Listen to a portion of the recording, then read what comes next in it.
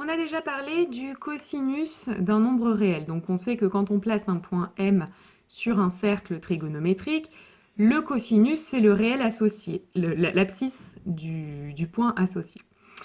Donc là, l'idée, ça va être de maintenant définir une fonction cosinus et de s'intéresser plus particulièrement à ses variations. Donc là, je pars d'un point M qui est associé au réel 0 et qui a pour cosinus 1. Et ce point M, je vais le déplacer sur le cercle trigonométrique. Donc là, si je le déplace, que je me déplace sur le cercle dans le sens trigonométrique, je m'aperçois que l'abscisse du point M devient de plus en plus petit, il passe de 1 à moins 1. Voilà, donc là on arrive à pi, le cosinus c'est moins 1. Et donc si maintenant je reviens donc à mon point de départ et que je trace un petit peu cette fameuse fonction, donc là je vais placer dans mon graphique en dessous, j'ai un point M qui est associé au réel 0 et son cosinus c'est 1. Donc je vais placer un point d'abscisse 0 d'ordonnée 1. Et je vais refaire ce même déplacement du point M sur le cercle trigonométrique. Et donc là, on voit apparaître dans mon graphique en dessous le début de la courbe de la fonction cosinus qui est bien décroissante sur l'intervalle 0π comme on l'avait conjecturé. Alors maintenant, je vais regarder ce qui va se passer sur l'intervalle qui est ici, c'est-à-dire l'intervalle moins pi 0. Donc je vais placer mon point M à moins pi.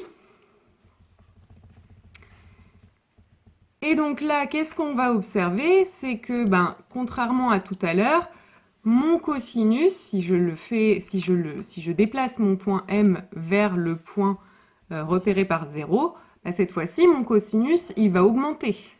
D'accord? Il va passer de moins 1 à 1.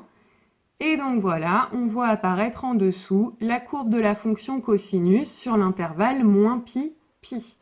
Donc on s'aperçoit que cette courbe, vous voyez qu'elle est symétrique par rapport à l'axe des ordonnées. Ça veut dire que le cosinus d'un nombre va être égal au cosinus de son opposé. D'accord? Donc cosinus x et cosinus moins x seront égaux. Et ensuite, on se dit, j'ai regardé ce qui se passait sur l'intervalle moins pi pi, mais je peux aussi aller voir ce qui se passe si je refais un tour de cercle. Évidemment, si je refais un tour de cercle, il va se passer exactement la même chose. Vous voyez, donc la fonction cosinus va se répéter, ainsi de suite. Et ce qui est vrai à gauche est vrai, ce qui est vrai à droite, pardon, est vrai à gauche aussi. Donc la fonction cosinus va aussi se répéter dans les négatifs. Et donc ce qu'on observe, c'est que voilà, ma courbe que j'ai tracée sur l'intervalle moins pi et pi se répète sur l'intervalle pi 3pi, mais se répète aussi sur l'intervalle moins 3pi moins pi. Donc elle se répète tous les intervalles de longueur 2pi. C'est ce qu'on appelle une fonction 2pi périodique. Alors maintenant, je vais faire la même chose avec la fonction sinus. Donc pareil, on part de 0 et je vais directement tracer la fonction sinus en même temps. Donc là, si je déplace mon point M vers pi, qu'est-ce que j'observe ici? J'observe que là, pour l'instant, mon sinus augmente. Et puis, quand j'arrive là, ici, à pi sur 2, il va commencer à redescendre.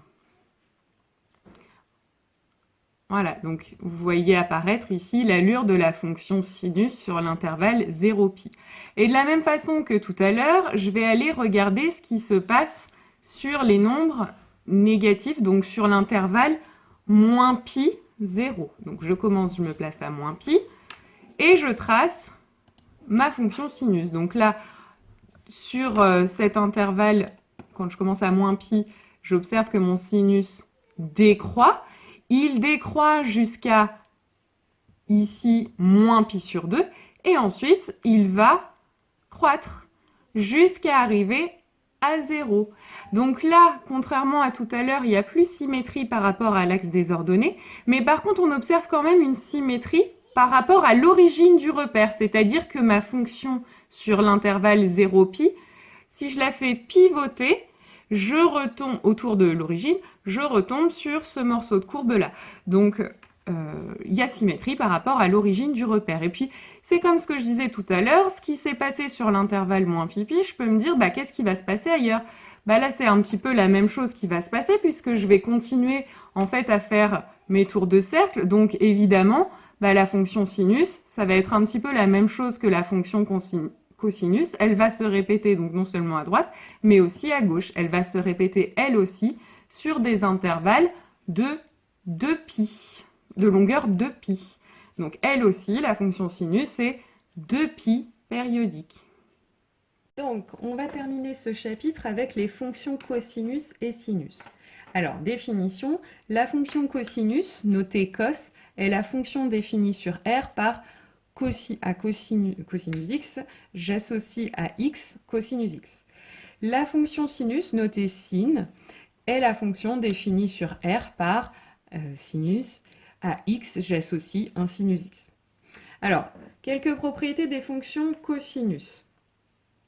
Alors, la fonction cosinus, elle est strictement décroissante sur 0π et elle va être positive sur 0,2π et négative sur π sur 2π. Donc là, on voit bien hein, sur le graphique décroissante sur l'intervalle 0π et puis positive jusqu'à π sur 2, on est au-dessus de l'axe des abscisses et ensuite en dessous de l'axe des abscisses, donc négative. La fonction sinus, elle est strictement croissante sur l'intervalle 0π sur 2 et strictement décroissante sur l'intervalle π sur 2π. Donc là, on voit bien, hein, croissante sur l'intervalle 0π sur 2, décroissante sur l'intervalle π sur 2π. Et par contre, elle est positive sur l'intervalle 0π, elle est toujours au-dessus de l'axe des abscisses. Ensuite, ce qu'on a aussi remarqué, c'est que pour tout réel x, cosinus de moins x était égal à cosinus x.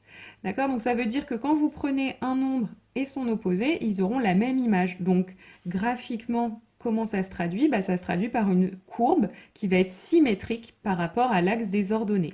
On dit que la fonction cosinus est paire.